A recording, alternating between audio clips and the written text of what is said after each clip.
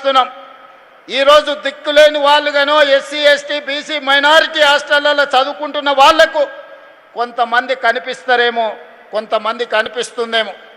నాకు నా సహచర మంత్రివర్గ సభ్యులకు రేపటి భవిష్యత్తుకు వీళ్ళే దిక్సూచులు, రేపటి భవిష్యత్తును బలమైన ఆర్థిక పునాదులను నిర్మించే తెలంగాణ భవిష్యత్తు ఈ తరగతి గదుల్లోనే ఉంది, ఈ సోషల్ వెల్ఫేర్ హాస్టళ్లలోనే ఉంది అని సంపూర్ణంగా విశ్వసించి 10 సంవత్సరాలు మీ డైట్ ఛార్జెస్ పెంచలేదు.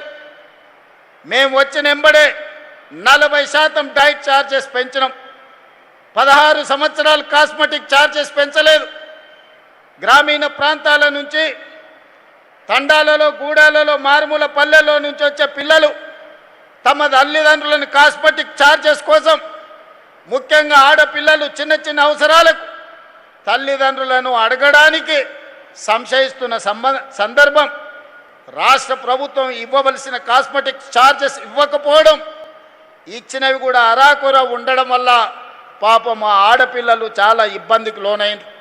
అందుకే వివరాలు తెప్పించుకొని 200% కాస్మెటిక్ ఛార్జెస్ పెంచి ప్రతి నెల ప్రభుత్వ ఉద్యోగులకు, ఐఏఎస్లకు, ఐపీఎస్లకు జీతాలు ఏ విధంగా ఇస్తున్నామో కాస్మెటిక్ ఛార్జెస్ కూడా ఈ పిల్లలకు మొదటి తారీఖు నాడు ఇవ్వాలి అని మా అధికారులకు ఆదేశాలు ఇవ్వడం జరిగింది. ఇవాళ మిత్రులారా, తెలంగాణ రాష్ట్రం 12 సంవత్సరాలు పూర్తి చేసుకున్నది. 10 సంవత్సరాలు అధికారంలో ఉన్న వాళ్ళు ఏనాడు విద్యాశాఖకు ప్రాధాన్యత ఇవ్వలే. ప్రభుత్వ పాఠశాలలు మూసివేస్తూ, పేద ప్రజల పట్ల నిర్లక్ష్యం వహిస్తూ తెలంగాణలో ఉన్న విద్యాశాఖను విధ్వంసం చేసింది. నేను రాజకీయాల జోలికి వెళ్ళను, అనవసరమైన విషయాలు నేను మాట్లాడను. కానీ నేను చేస్తున్న ప్రయత్నం రాష్ట్ర ముఖ్యమంత్రిగా ఫైనాన్స్ కావచ్చు, రెవెన్యూ కావచ్చు, ఐటీ అండ్ ఇండస్ట్రీస్ కావచ్చు, one of the best portfolio నేను తీసుకొని ఉండొచ్చు. కానీ నేను ఈ దేశ భవిష్యత్తు గ్రామీణ ప్రాంతాలలో ఉన్నది, దేశ భవిష్యత్తు తరగతి గదుల్లో ఉంది. అందుకే విద్యాశాఖను నా దగ్గర పెట్టుకోవాలి, విద్యా ప్రక్షాళన చెయ్యాలి, ప్రతి పేదవాడి గుండె తట్టాలి, వాళ్లకు విద్యను అందించాలి అన్న లక్ష్యంతో విద్యాశాఖను నా దగ్గర పెట్టుకొని నిరంతరం పర్యవేక్షిస్తూ ఒక ప్రణాళికబద్ధంగా ముందుకు వెళ్ళే ప్రయత్నం చేస్తున్నాం. కొంతమంది గిట్టని వాళ్ళు విద్యాశాఖకు మంత్రే లేడంటారు. తెలంగాణ రాష్ట్ర ముఖ్యమంత్రి ఈనాడు విద్యాశాఖను మొదటి ప్రాధాన్యత కింద తీసుకొని ఈ తెలంగాణ రాష్ట్రంలో మేము ప్రయత్నం చేస్తున్నాం. మీరు చేసిన విధ్వంసం, 10 సంవత్సరాలు మీరు పాల్పడ్డ అరాచకం, 100 సంవత్సరాల నష్టం తెలంగాణ రాష్ట్రానికి జరిగింది.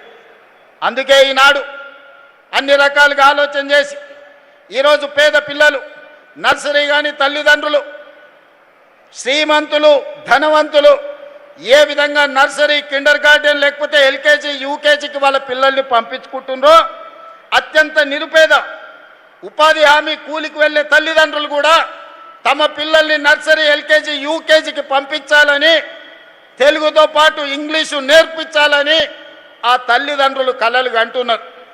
కానీ మన ప్రభుత్వ విధానంలో ఈనాడు నర్సరీ, ఎల్కేజీ, యూకేజీ విధానం లేదు. ఇంగ్లీషు విద్యకు అంత ప్రాధాన్యత లేదు.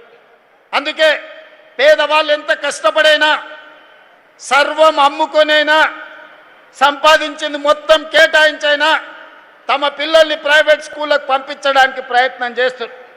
వాళ్ళ ఆలోచన ఒక్కటే, మేము కూలీ నాలి చేసి బతికినాం, ఒక పూట తిన్నా తినకపోయినా ఉపవాసం వండుకొని మా పిల్లల్ని చదివించుకున్నాం.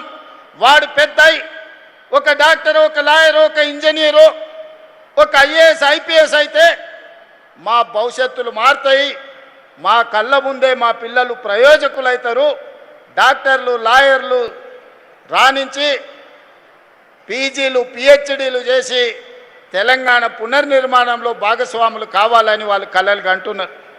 మరి అలా తల్లిదండ్రులు కలలు కంటున్నప్పుడు వాళ్ళ కలల్ని సాకారం చేయడానికి ఈ రాష్ట్ర ప్రభుత్వం ప్రయత్నం చేయాల్సిన అవసరం ఉందా లేదా ఒకసారి ఆలోచన చేయండి.